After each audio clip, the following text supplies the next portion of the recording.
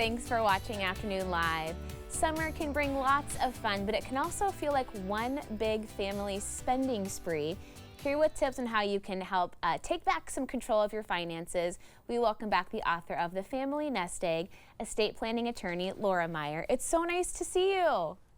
So good to see you too. It's been a while, so it's nice to see you again, Hannah. Perfect timing because I'm kind of feeling like, oh my gosh, we're like a month into summer and I'm kind of noticing a lot of expenditures. So you're going to help us get through this responsibly. Yes, I think we're all in the same boat. And so I want to take everybody through 5 tips we can think about that are actually going to work for all of our busy families in summertime. And the first one really is to think for a second about that big summer expense you've incurred that's sort of blowing up your budget.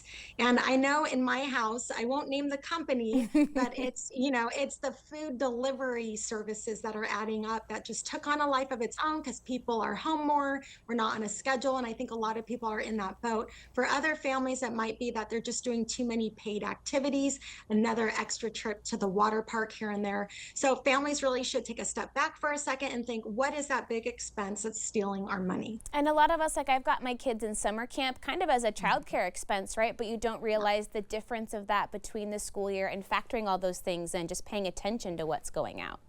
Yeah, such an expensive time for parents who are putting their kids in camp. And it's sort of like, well, what's the alternative, right? But those things do add up. And we don't want a situation in the fall where we've racked up a lot of debt over camps. Let's talk about the fun stuff that we have going on, like your vacations and planning all those dollars to make sure you don't end up in trouble at the end of it. Yeah, and I think, part of a good vacation is being a bit spontaneous, but it is a good idea to go in with a budget so we're not coming home with a lot of regret.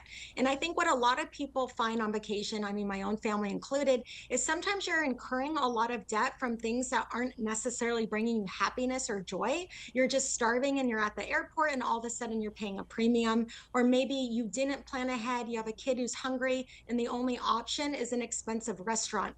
And so having a game plan going into a vacation and then every day sort of checking in before you start your daily activities on that trip will sort of help you avoid those unnecessary large expenses that really aren't going to make the memories, but they are going to break the bank. That's true. It really doesn't go in the memory bank at the end of the day with that stuff. Okay, I love this one too. Setting money boundaries with your kids. What are some healthy ways we can talk with them about this? I think, that's one of the biggest struggles, right? And I'm a mama of 4, but our kids, we have to remember they're being inundated so much more than we were growing up. They're being constantly told on social media they need this, they need that. They hear it from friends as well. And so they're constantly hitting up their parents for money. And so, one thing that we can definitely practice with our kids is setting healthy boundaries because that's going to help model for them how to manage a budget and their family finances when they grow up. But what we see is sometimes parents are starting to say things like, we're broke or we can't afford that. And all of a sudden, they're kind of creating a fear or scarcity around money, and their kids are regurgitating that. So we don't want that. But one thing that we could try is to say things along the lines of, we're choosing not to spend our money on that right now, or offering to split the difference with them if they want to have a little skin in the game. And by having these healthy boundaries, our kids are going to learn a lot more about money. And then we're also, as parents, not just going to be swiping a card or throwing down cash or clicking on our phones every time that they want something that they see. Yes, so beneficial for them learning about money and how that world works too. Okay, this one is tough, but it's kind of necessary, right? Try tracking your spending for 7 whole days. I think that is tough because I don't want to be tracked on what I'm spending, and that takes the fun out of it a little bit. But tracking your spending, I mean, much like when someone steps on the scale, right? It is sort of the most objective way to get an assessment of where you're at. And so by tracking our spending for 7 days, we can just get self-awareness into how we're spending our money and then better evaluate if that's how we even want to spend our money. Because a lot of times we're just swiping here or clicking here, and it's not necessarily on things that we truly do want.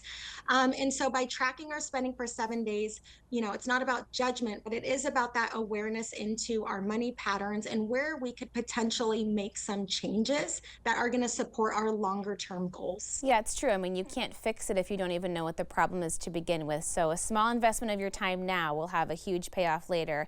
Now, you've got kind of a long-term thought for us in terms of the workforce and how it can impact all kinds of people. Yeah, and when we talk about finances, we often talk about parameters around spending, right? And managing our finances. But right now, truly, every single person watching needs to think about how they're bringing money in. And for a lot of people, that's through income. But that's all drastically shifting. It's not a matter of if, it's already happening now. And that's because of artificial intelligence. Essentially, every business is going to be impacted and every family will be impacted in some way. So, I think it can create fear for people, but this is the time to take a step back and get a clear understanding of how is artificial intelligence going to impact the industry you're in, and what do you need to do to get the skills to either master it, incorporate it, or learn to pivot if it's going to in any way negatively impact the industry that you're in. Yeah, just to your point about tracking your spending, right? You've got to have some awareness of what's going on, and then you can make a decision, a healthy decision moving forward based off of that. Absolutely. And just so people know, there's tons of free courses on AI right now to help the everyday people like us who are trying to understand what it's going to do. So definitely people should be Googling and searching about these free courses to see, what they need to know in case they need to be prepared for it. That's a great idea. Thanks for chatting with us today. It was great to see you.